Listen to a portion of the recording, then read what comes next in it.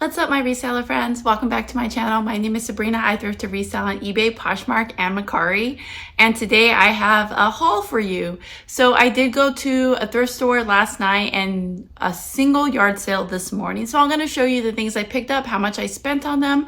I don't know what I'm going to list them at just yet. So I will go ahead and list it somewhere in this video how much I ended up posting it for. So I'm going to start off with the yard sale I went to this morning. So everything that I got, I only paid $13 for all of it. So the first item, which everything is inside, is this JanSport backpack. Now I always pick up JanSport new and vintage, but vintage does really well.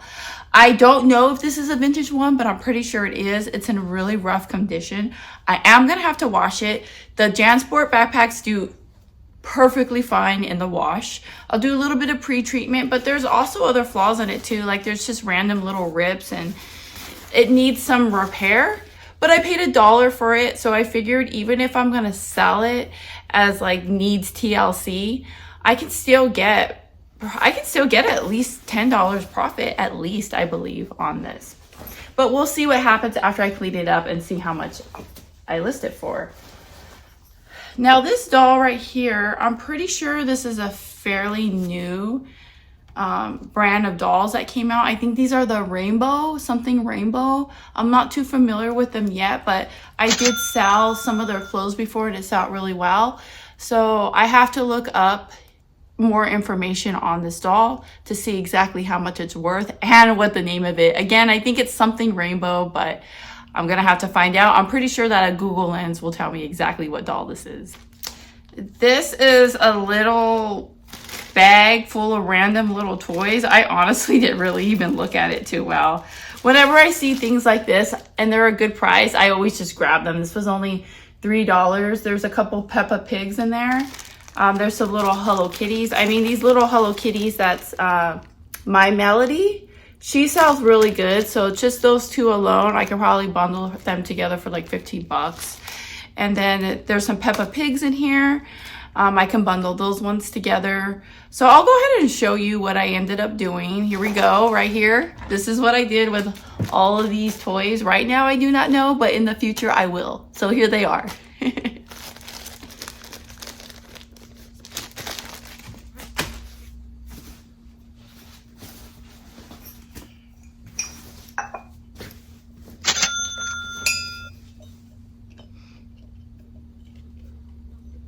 I grabbed this Starbucks mug. Starbucks doesn't do as good as it used to do, but if I still find them for a good price, I still pick them up just in case. But this one's super pretty. I'm even considering keeping it.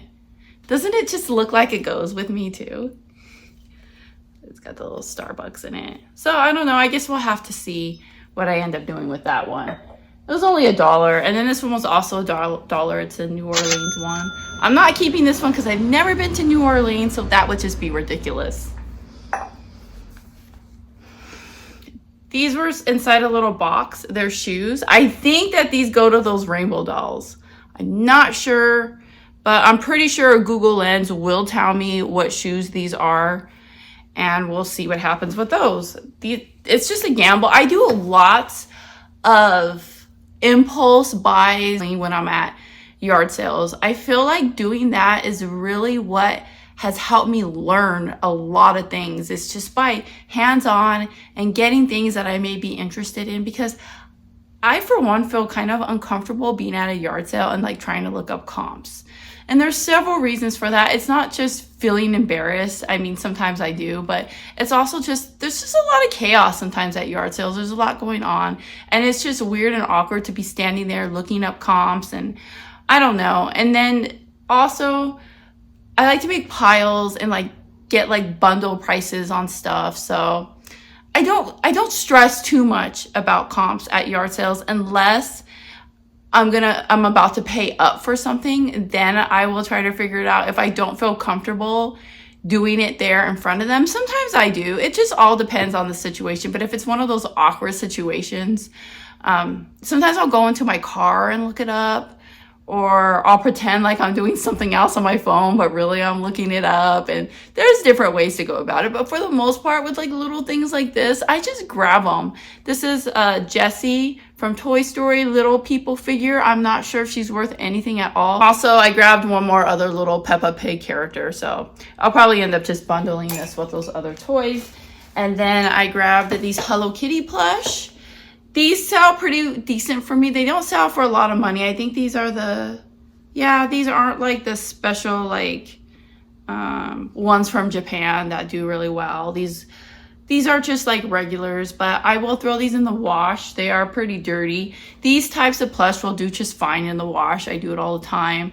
I don't know what I'm going to list them at, but I'm thinking it's probably going to be somewhere around the $10 to $20 price range, around there. I've got a couple of t-shirts. I picked up an anime shirt. These were all $1 a piece, so.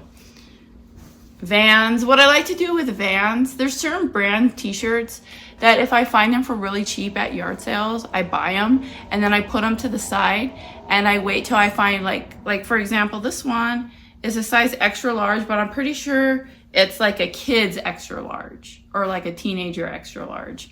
I'll have to look that up a little bit more. But like what I'll do is I'll put this to the side, and if I find another kid's extra large shirt, then when I find that other one, I'll bundle it with this one. And I can normally sell them for like $15 plus shipping, like the two of them together. And that's pretty good if I only get them for like $1 or 50 cents or a quarter. So that's what I like to do with Vans. And then the last t-shirt is Queen. I actually considered keeping this one, but I'm probably just gonna sell it. I have so many band t-shirts. So that's going to be it for that particular garage sale haul. I spent $13 out the door for everything. And I'm pretty sure I could at least make $100 off of it, if not more. Now I'm going to show you the stuff that I picked up at the thrift store yesterday. I did go to the Salvation Army. I've been going to this one a lot more lately because I've been finding some really good stuff there. The only thing that I don't like about them is they're mostly clothing store. So they don't have a lot of toys and other stuff like that. They have a lot of media, which is cool too. But yeah, they don't have toys. And I like to go to thrift stores that have like a pretty decent toy section. But anyways, I will show you what I found there. I got these Victoria's Secret pink yoga pants. So I've had really good luck in the past selling the pink yoga brand. Now, just pink itself doesn't sell as well either. That's one of those brands too that I would pick up, and like Vans, like I would pick them up and save them for if I find more of the same size and I can bundle them together.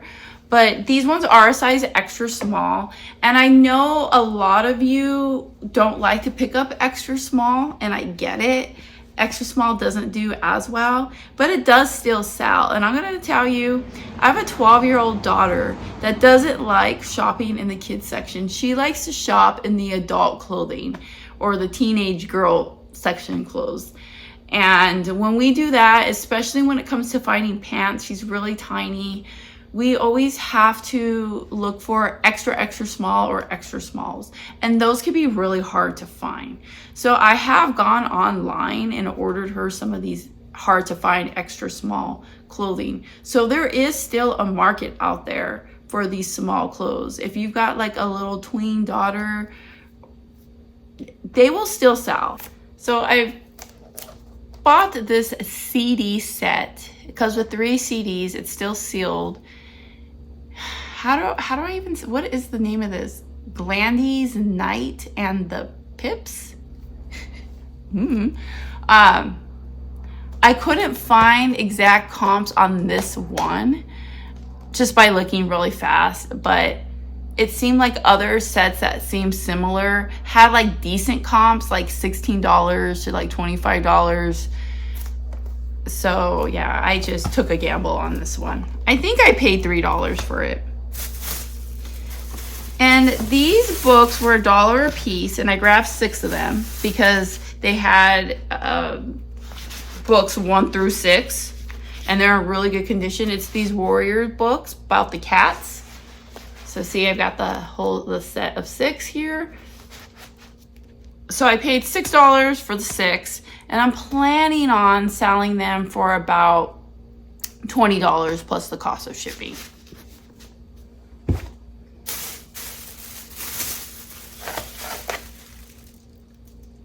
Has anyone ever heard of Mike Oldfield?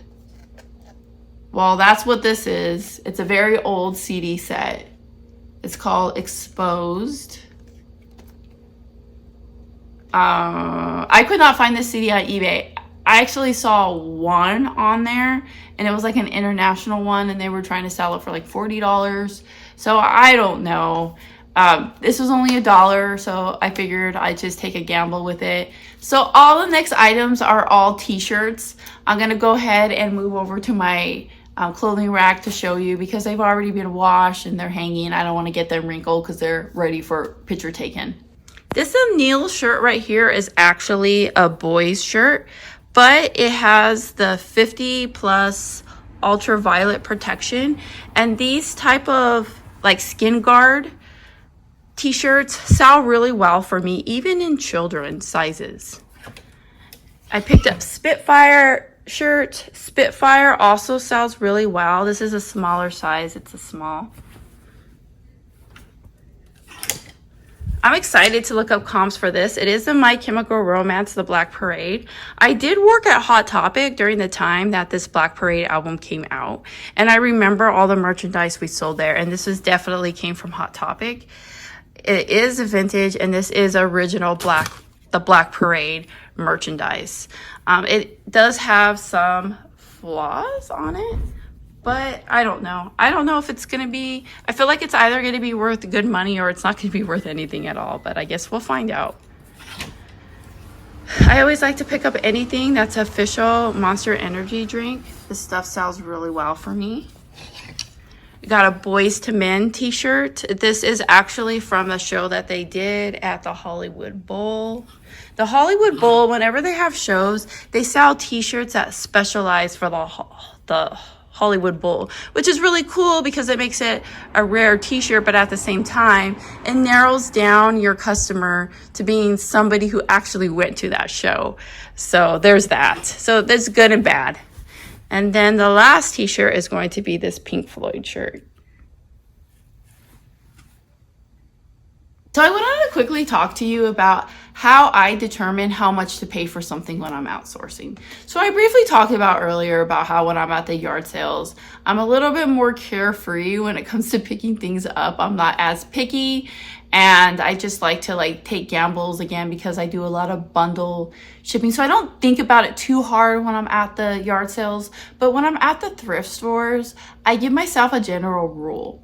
So let's just say that something is under $8, so anywhere between $1 to $8. Let's say that something costs $3, right? I am gonna say, can I sell this for what it costs, which is the $3, plus $10, plus shipping?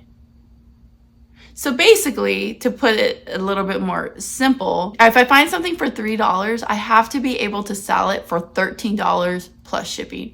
If I find something for $5, I have to be able to sell it for $15 plus shipping in order for it to be worth it. But once we get past the $8 price range, I become more picky because I don't like to pay up for things.